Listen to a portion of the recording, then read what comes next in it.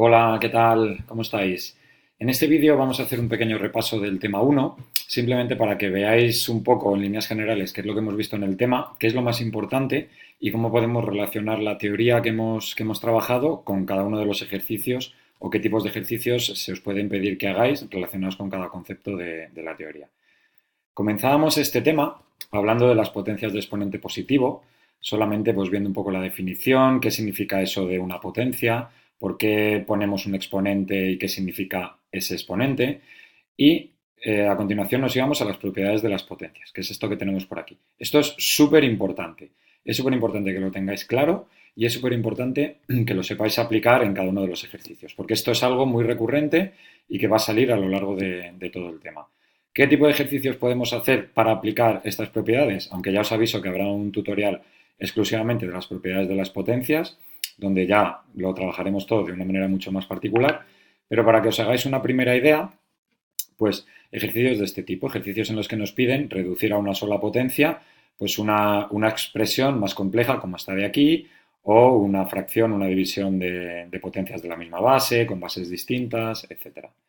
O ejercicios en los que tenemos que simplificar expresiones, ¿vale? En este caso en concreto, pues tenemos un castillo de fracciones con potencias y habría que simplificarlo utilizando algunas de estas. ¿Vale? Por aquí tenemos expresiones un poquito más complicadas, ¿vale? Todo este tipo de ejercicios ya los habéis trabajado en clase, pero bueno, un poco por reubicarnos, que sepáis que son el tipo de ejercicios que se os pueden pedir relacionados con las propiedades de las potencias.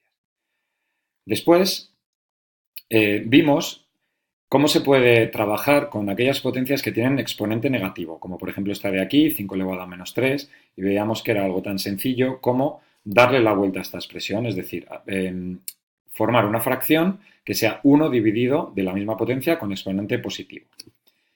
¿Ejercicios que podemos hacer aplicando esta propiedad? Pues, por ejemplo, este que es muy sencillito, en el que tenemos que transformar una potencia de exponente negativo en su equivalente, pero con exponente positivo. Y podemos encontrarlo en las dos versiones, la potencia con el exponente negativo y la fracción con su exponente positivo.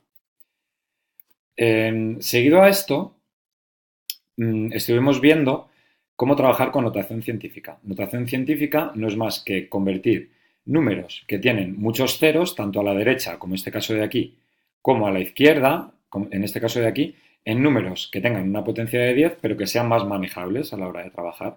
Un primer ejercicio muy sencillito que hicimos era este, en el que teníamos que transformar números, ya os digo, con muchos ceros a la derecha o con muchos ceros a la izquierda, en potencias de 10, ¿vale? Aplicando todo esto que tenéis explicado aquí. Además de esto, también vimos cómo poder operar con números en notación científica. Este ejemplo de aquí, por ejemplo, imaginaos que si aquí colocáramos en lugar de la potencia de 10 su correspondiente equivalente con números a la izquierda, nos quedaría algo mucho más complejo. Pero en esta diapositiva estuvimos trabajando que hay una manera mucho más sencilla de poder operar con estas fracciones y que nos hace la vida un poquito más fácil cuando tenemos que operar con estos números que muchas veces son muy incómodos. Se puede trabajar tanto la suma y la resta como la multiplicación y la división. Os digo que si dudáis podéis iros a esta diapositiva y releer otra vez qué truquitos o de qué manera podemos trabajar para que sea más sencillo operar con estos números.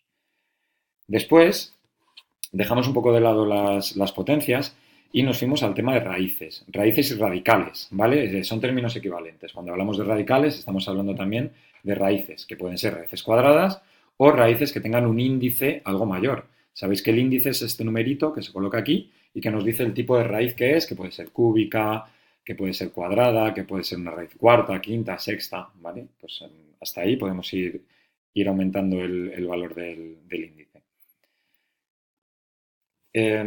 Aparte de la definición, de que entendáis, perdonad que voy a volver atrás, de que entendáis el significado de una raíz, ¿vale? Que sabéis que es la operación contraria a la potenciación, es muy importante y muy interesante que conozcáis las propiedades de los radicales. Igual que trabajábamos con las propiedades de las potencias, tenemos que conocer las propiedades de las raíces. Hay 5 que son las más importantes y que las hemos utilizado para realizar una gran cantidad de ejercicios, como por ejemplo este de aquí, en el que tenemos que simplificar estos términos utilizando alguna de estas propiedades.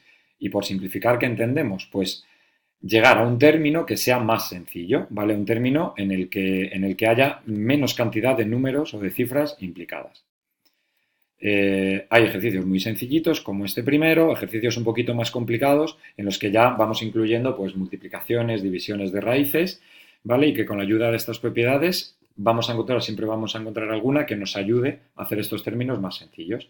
Igual que os dije que haría un tutorial para las propiedades de las potencias, haré otro para las propiedades de los radicales, ¿vale? En el que ya trabajaremos de una manera más en profundidad y más concreta cómo podemos trabajar con estas propiedades. Y finalmente, y esta sería la parte final del tema, aprendimos a racionalizar. Racionalizar, recordad que es cómo puedo quitar una raíz que está en el denominador que me está estorbando y cómo puedo convertirlo en un denominador con un número natural. Bien, tipos de ejercicios que hemos hecho, pues ejercicios en los que evidentemente aparecen raíces en el denominador y que tenemos que intentar eliminarlas. También hay un tutorial que está dedicado en concreto a la racionalización y que os puede ayudar a entender esto un poquito mejor.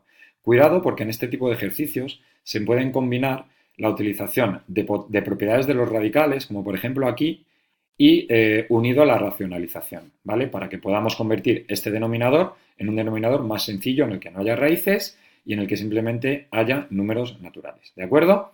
Pues este es un poquito, en líneas generales, todo lo que hemos visto durante este tema y espero que os haya servido de ayuda para entenderlo un poquito mejor, para centraros y para poder repasar y poder preparar un poquito mejor el examen, ¿de acuerdo? Pues muchas gracias por vuestra atención, un saludo.